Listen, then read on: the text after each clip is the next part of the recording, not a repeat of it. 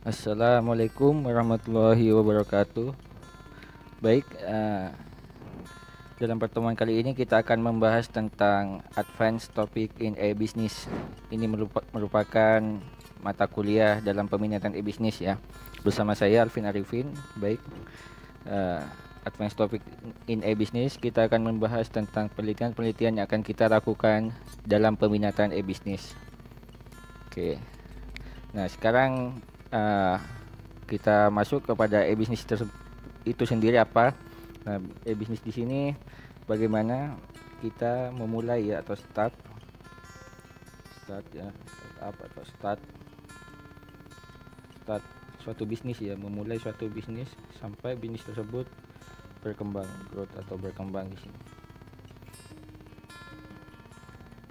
Nah, itu dalam e-bisnis ya. Jadi memulai suatu bisnis dan mengembangkannya kalau dalam e-bisnis.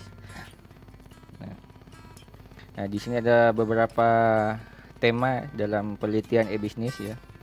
Nah, kita akan bahas satu-satu nanti. Nah, sebelum itu kita harus tahu ya sumber masalah dalam penelitian itu. Yang pertama itu ada dari observasi ya, biasanya observasi, kemudian ada dari teori ya, teorinya orang. Yang ketiga itu ada dari pustaka atau studi pustaka di sini. Studi pustaka. Keempat dilihat dari sosial ya, sosial atau bisa juga sosial ekonomi. Nah, dimasukkan di sini. Yang kelima dari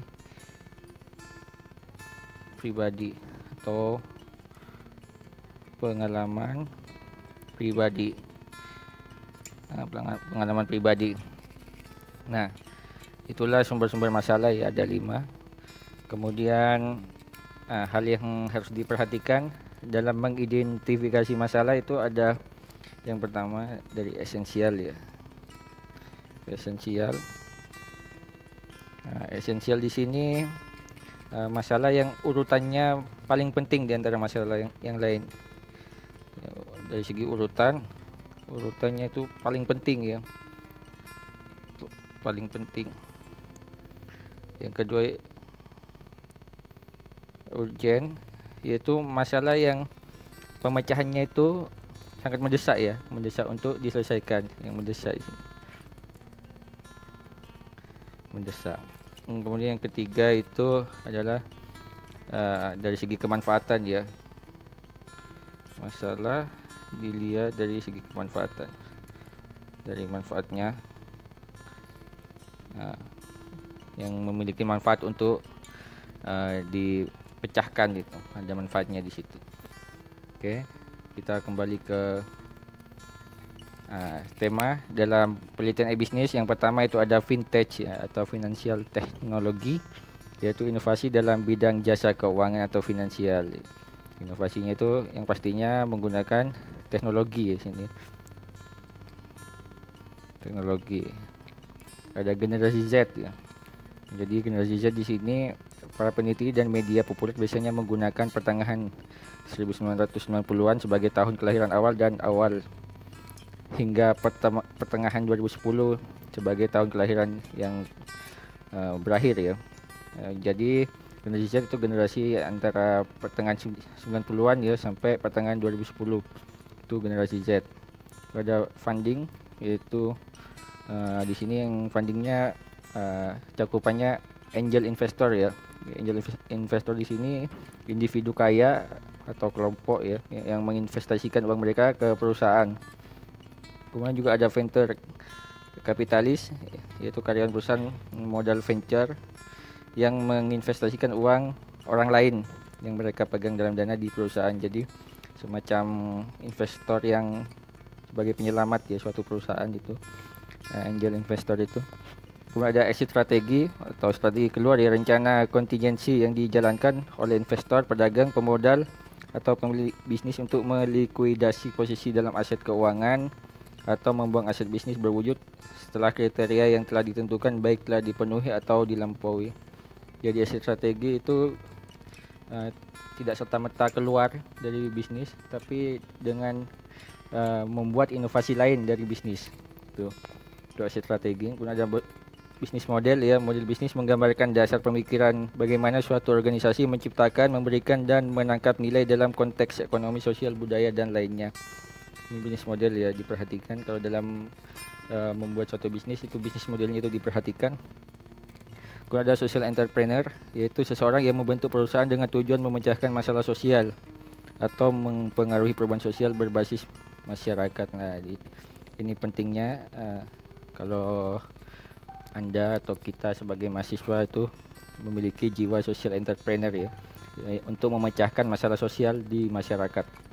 Ini ada netizen ya. Netizen di sini user atau pengguna internet aktif dalam berkomunikasi, meluarkan pendapat dan berkolaborasi di media. Jadi netizen di sini yang diteliti usernya. Bagaimana perilaku user dalam menjalankan bisnis di sini.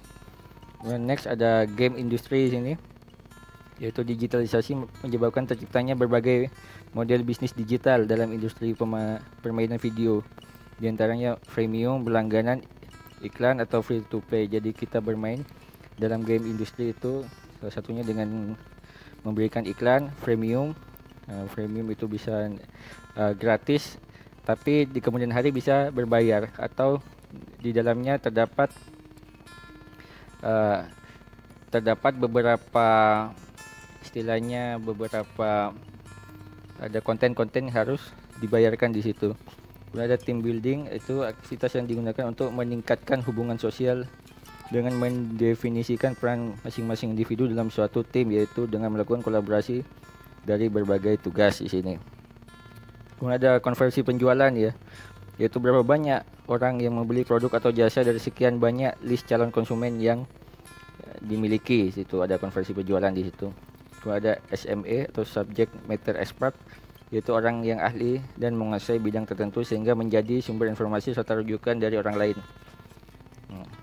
Kemudian ada trust in e-business, membangun kepercayaan konsumen dalam e-business. Jadi kalau dalam e-business kan kita berbisnis di dunia maya, bagaimana cara agar apa yang kita tawarkan itu diterima oleh konsumen, tidak hanya diterima juga harus dipercaya ya di situ.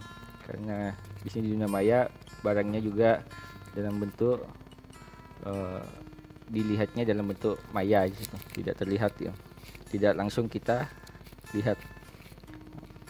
Kemudian ada e-business law, hukum dalam e-business ya, di sini juga diperhatikan. Ada mobile, itu perluasan dari tradisional e-business ke perangkat lunak nirkabel, aplikasi yang dibutuhkan untuk mengelola segala sesuatu yang berhubungan dengan bisnis, penyajian informasi, jasa dan komoditi dengan menggunakan peralatan mobile. Jadi mobile di sini alat ya, alat bisa alat komunikasi, alat transaksi dalam menunjang e-business.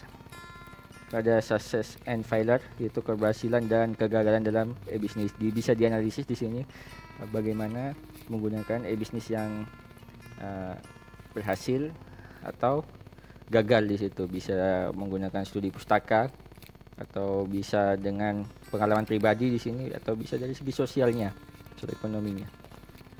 Kemudian ada kreatif industri, yaitu industri kreatif yang mengacu pada serangkaian kegiatan ekonomi yang berkaitan dengan generasi atau eksploitasi pengetahuan dan informasi.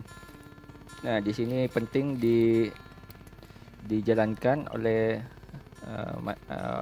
generasi Z ya biasanya untuk kreatif industri, karena mereka biasanya lebih dapat menerima dalam kreatif industri. Kemudian ada SDGs atau Sustainable Development Goals, yaitu tujuan pembangunan berkelanjutan.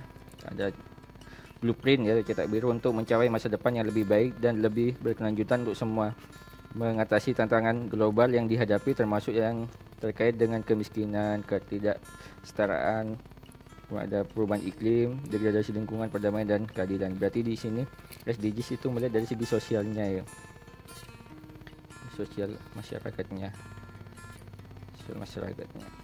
dilihat ya dari sosial masyarakat, dan juga atau bisa dari lingkungan.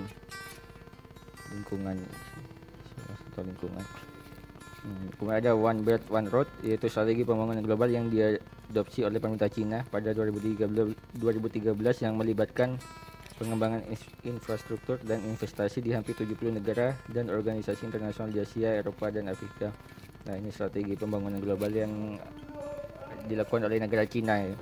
Pada Five Ways to Coach, yaitu individu dan tim menyadari nilai pelatihan, tetapi ada banyak jenis pelatih dan ada baiknya mempertimbangkan apa yang paling cocok untuk tim. Nah, jadi tim leader sebagai pelatih di sini ya, ada peer coaching, self coaching teams, ada holokrasi, external coach, dan digital coach. Jadi beberapa pelatihan, istilahnya 5 jalan ya untuk memberikan pelatihan di situ agar sukses dalam bisnis. Jadi ini salah satu penelitian yang dapat digunakan, bagaimana melakukan penelitian ya yang efektif di situ dalam kaitannya dengan bisnis. Oke, terima kasih atas atensinya, dan kita berdiskusi, kita bisa review jurnal, bisa menyiapkan proposal penelitian, nanti kita bisa menganalisis suatu penelitian. Oke, saya akhiri. Wassalamualaikum warahmatullahi wabarakatuh.